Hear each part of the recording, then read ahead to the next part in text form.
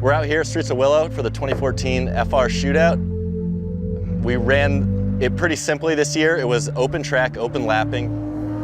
Every entry just went out there whenever they wanted, got to run as many laps as they could get in. The idea was to get the fastest lap time won. It was that simple.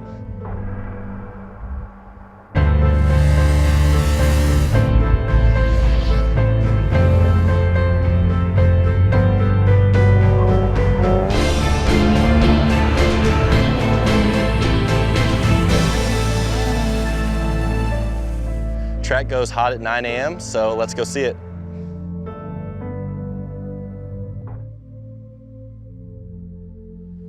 For our 2014 FR Shootout, we had 13 entries make their way up to Streets of Willow.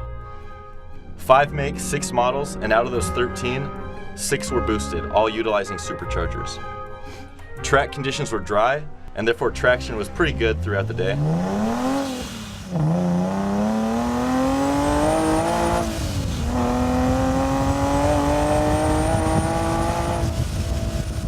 My name is Martin Choi. I drive a 2012 370Z.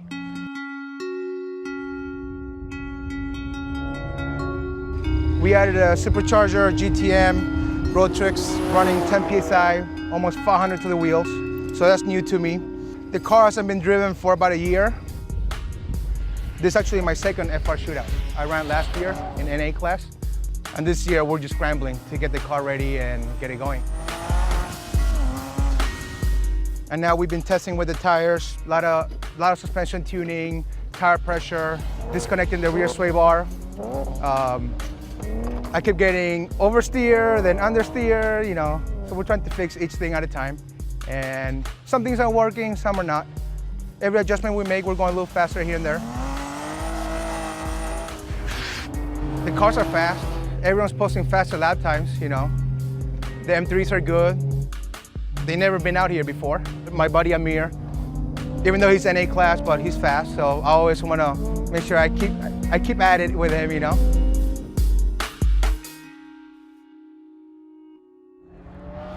Hi, my name's Tony Jackson. I'm with iBox Springs, and I'm competing in the FR Shootout in my E46 M3. So far, the car is running really good, and just kind of get a feel for the tires. And I think we're putting on some good times so far, so I'm pretty happy with how everything's going. My car doesn't have a whole lot of power, I just have an intake and exhaust, but I'm using our iBlock Multi-Pro R2 coilovers. It keeps the car planted, it keeps the car controllable, but what works for me is having a slightly stiffer suspension in the front, or at least a damper setting, and backing off a little bit in the rear just to get the car to push the way that I want, and using more throttle to kind of get the car to rotate the way that I want. You talk to any competitor here at the FR Shootout and they'll tell you going fast is great, but I gotta be able to stop this thing. Effective brakes is really where it's at. The ability to race with your competitor and to be able to go deeper into the corner before you've got to apply your brakes is critical to shorter lap times. Brakes on normal passenger cars are sized right for those weight vehicles for what they're gonna be used for. Large brakes, on the other hand, have more surface area and can dissipate more heat, and that's what we're after. Sometimes they have holes drilled in them, or they'll have slots in them. The whole rotor itself is larger than a stock rotor, but it doesn't weigh as much because the outer portion might deal with the heat and has to be strong and steel, but the inner portion's usually an aluminum hub. It's strong, but it's light, taking off unsprung weight.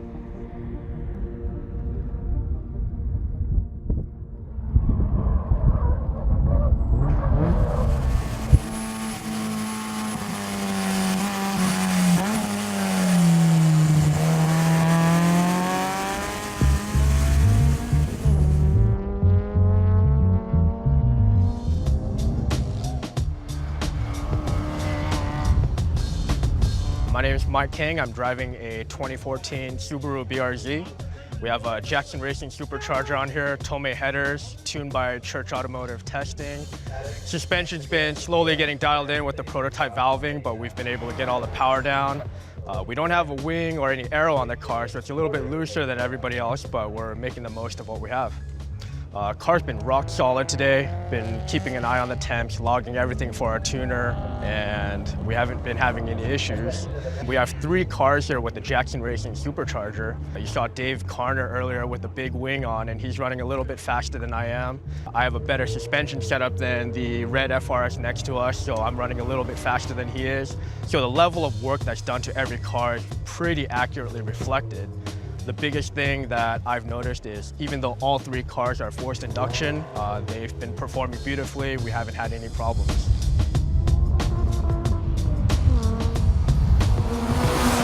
The power that these vehicles make is impressive, but we've got to get that power through the driveline and down to the ground effectively. There's a lot of different components that help us to do just that. Based on the power that our engine's making, the size of our vehicle, what it weighs, how we're going to drive it, the way it's geared. There's a lot of different factors that play into having a well-rounded and competitive vehicle. One of the most important components on a rear-wheel drive car is that differential. The differential is what receives the power through the engine and transmission and transmits that power to the rear wheels. There's different styles. The differentials you might see in a passenger car are called an open diff, and they tend to favor one tire or another. Not so with a limited slip. Just like its name, it doesn't allow for a loss of traction under certain circumstances. Now there's a lot of different styles of limited differentials out there.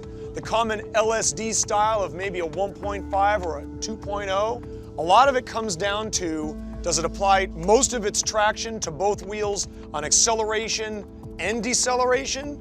Or is it maybe just during acceleration and then it backs off the traction a little bit on deceleration to maybe favor one tire or the other?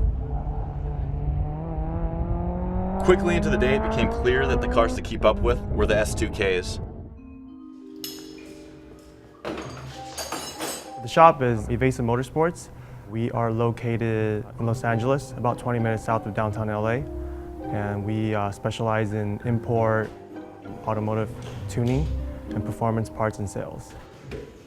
We actually have been working on S2000s for about 10 years now, and this particular one you see right here, we've probably been working on for about 2 to 3 years. Before this, we had what we call version 1, which is a blue version of our shop S2000s. We learned a lot on that car as we built it throughout the years. This is kind of just the second version, a better version of it. Aerodynamics is done all with Voltex aeros, so the front bumper, splitter, side skirt, rear diffuser, wing, it's all Voltex. It has full interior, and it still runs on 91 pump gas, so technically you can still drive it around, go to the gas station and stuff like that. The engine is actually completely stock. The only thing we did was bolt on a HKS supercharger to up the power to about 340 to the wheels. Superchargers are a very effective method to add torque and horsepower to an engine, but most often they're belt-driven. The benefit of being belt-driven is, as soon as the engine spins faster, the supercharger will start to spin faster. And that can give you an instant torque hit right off the bat, especially if you're using a positive displacement or root-style supercharger.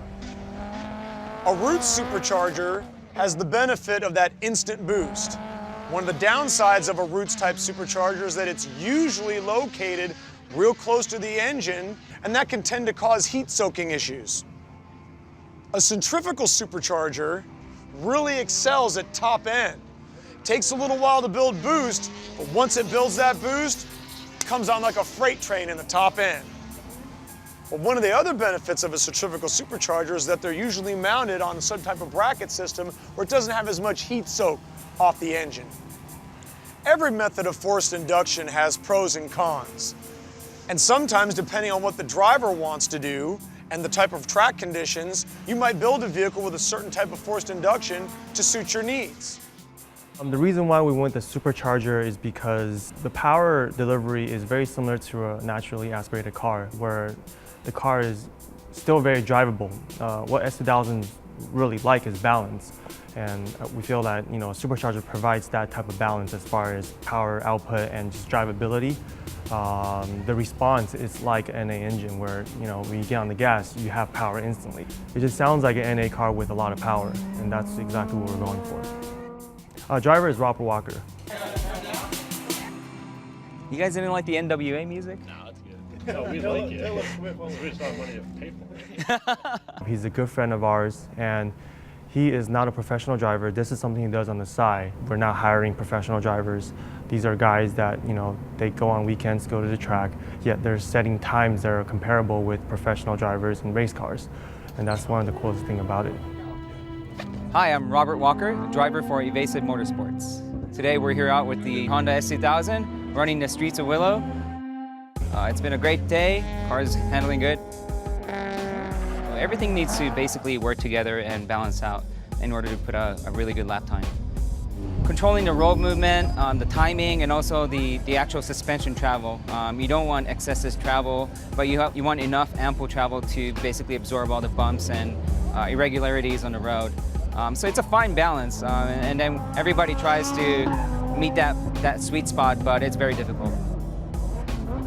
I think in terms of the field, there's a lot of new FR chassis out there, especially the FRS and the BRZ, so they're out there putting out a lot of great lap times as well. The S2000 is definitely one generation older, but it's still able to put down a good lap, and I think everything is competitive in terms of lap times.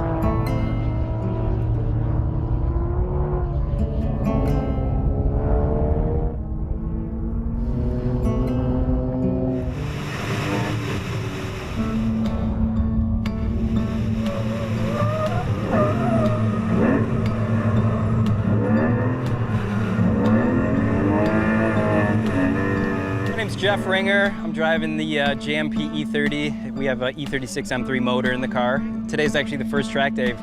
It's a daily driver with air conditioning, but we threw the Continental tires on.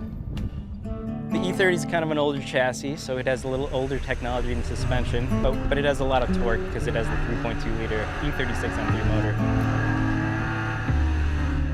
motor. At third gear, right out of the sweeper, it gets onto the straightaway really well. Toward the end of the day, after I knew I had my best time, and I put on a little drift show, and the car held a lot of angle. And the old technology is great. No traction control, no anti-lock brakes. You got to really drive the car. Nothing's going to save you. So, I mean, some of these new cars are fun. There's no doubt about it. But you know, you got to go back to the old school sometimes.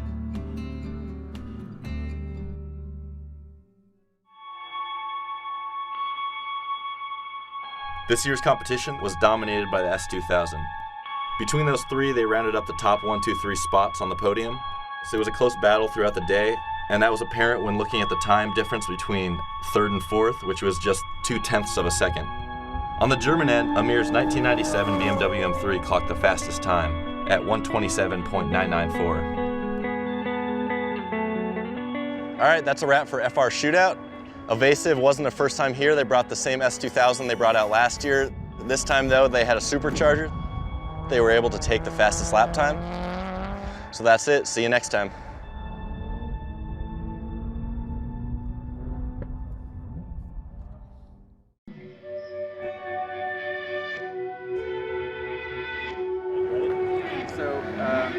Yes, sir. What time did you run? Like 35 seconds flat. To achieve such an amazing time? Electricity and passion. That's it. Those are the two ingredients. Electric passion. It's the name of my car, actually.